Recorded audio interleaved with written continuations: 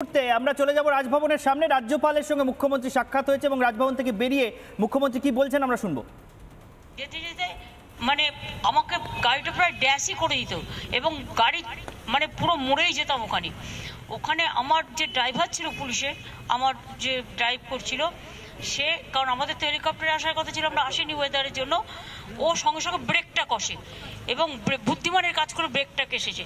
ব্রেকটা যখন কষেছে আমার পুরো ড্যাশবোর্ডটা এসে মাথায় লেগেছে, আর তখন একটা কনকাশন হয়েছে এবং কিছুটা রক্তও পড়েছে এবং কিছু ফুলেও আছে।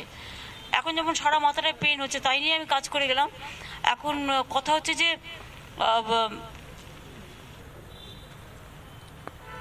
গাড়িটা যদি কাঁচটা খোলা ছিল আমার, কারণ আমি পাবলিক মিট করতে করতে আসি যখন লোক দাঁড়িয়ে থাকে, কাঁচটা যদি বন্ধ থাকতো তাহলে ওই ড্যাশবোর্ডটা কাঁচ শুদ্ধ পুরো আমার সারা শরীরে যুক্ত হয়ে যেত এবং গাড়িটা কিন্তু চুরমার হয়ে যেত। ওই ব্রেকটা কেসেছিল বলে কোনো রকম 1 সেকেন্ডের জন্য হয়তো বলতে পারো মানুষের আশীর্বাদেই বেঁচেছি। এখন আমার মাথাটা ভীষণ টনটন করছে, যন্ত্রণাও করছে। আমি ওষুধ খেয়েছি কিন্তু আমার ভীষণ ঠান্ডা লাগছে এবং গা বমি করছে, তাই আমি একটু বাড়ি যাচ্ছি। না না, আমি হসপিটাল এখন যাচ্ছি না। না না, প্রশাসন এগুলো দেখো, অনেকে অনেক সময় মিসইউজও করে কারো কারো গাড়ি বলে। এগুলো তোমরা তো দেখেছো, বিএসএফ এর ড্রেস পরে আমার বাড়ি চলে গেছিল। আমার মনে হয় এটা পুলিশ ইনভেস্টিগেশন করুক, মানে law will take its own course. Police investigation করে দেখুক, আমি এক্ষুনি কোনো কথা বলতে চাই না। দিদি, অর্ডিন্যান্সে রাজ্যপাল সই করবেন? অর্ডিন্যান্সে রাজ্যপাল সই করবেন?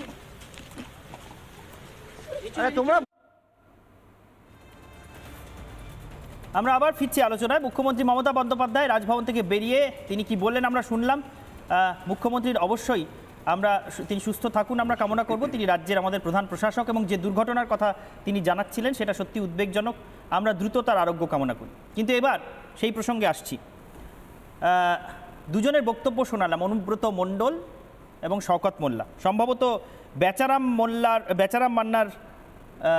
মান্নার একটা বক্তব্য এই প্রসঙ্গে আমাদের কাছে আছে। আমরা সেই প্রসঙ্গে আসব। অনির্বাণের কাছে যাব। অনির্বাণ, যে কথা বলছিলাম যে এই থাপ্পড় মারার নিদানটা কি খুব একটা বিচ্ছিন্ন মন্তব্য হিসেবে এলো? মানে আপনার পাশে যিনি বসে আছেন তিনি বলছিলেন যে ওটা একটা প্রতীকী কথা।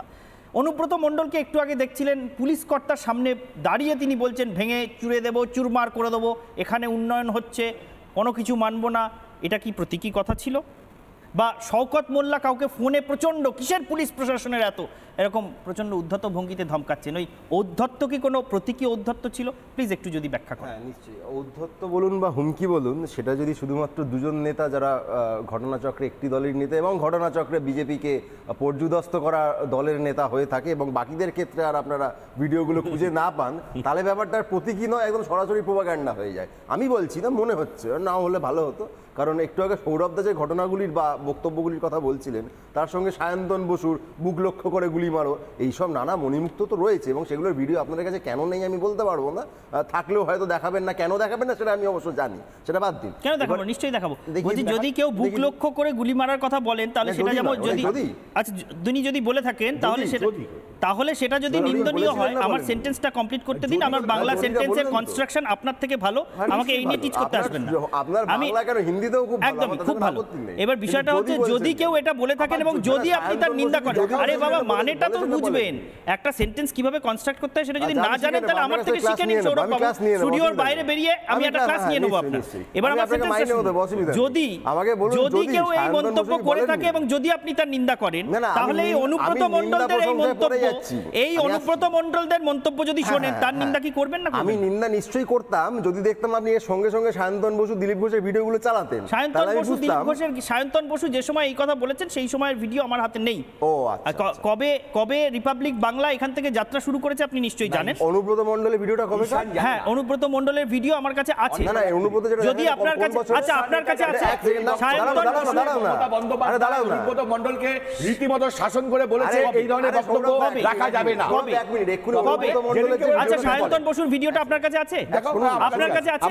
থাকলে দেখান, আপনি রেডি করুন। অনুব্রত মণ্ডলের যে তারিখটা দেখালেন ওটা কত তারিখ? আরে আপনার কাছে আছে কিনা বলুন না। না দাঁড়াও না, ওটা অনেক আগে। আপনার কাছে আছে কি? বলুন না ওটা আমার কত কাছে তো তারিখে? নাই থাকতে পারে, আপনার আরে কাছে ওটা আছে। কত তারিখে? আরে ওটা কত অনির্বাণ বন্ধ? বাবু আপনার কাছে আছে। আপনাদের রিপাবলিক বাংলা শুরু হয়েছে আপনি 2021 সালে। আপনি শুধু এই আপনারা কথাটা শুনুন, বলে কি আমি উত্তরটা এড়িয়ে যেতে চান? লাইব্রেরি। আপনার কাছে উত্তর না থাকলে আপনি বলুন, আমি তাহলে একটু সৌরভ প্রিয় বাবুর কাছে আপনি আসবো। না, তার না, কাছে না, না শুনুন থাকলে না, আমি অন্যদিকে যাবো। কেন আপনি যে ভিডিওটা দেখালেন 1 মিনিট আপনি পারবেন না।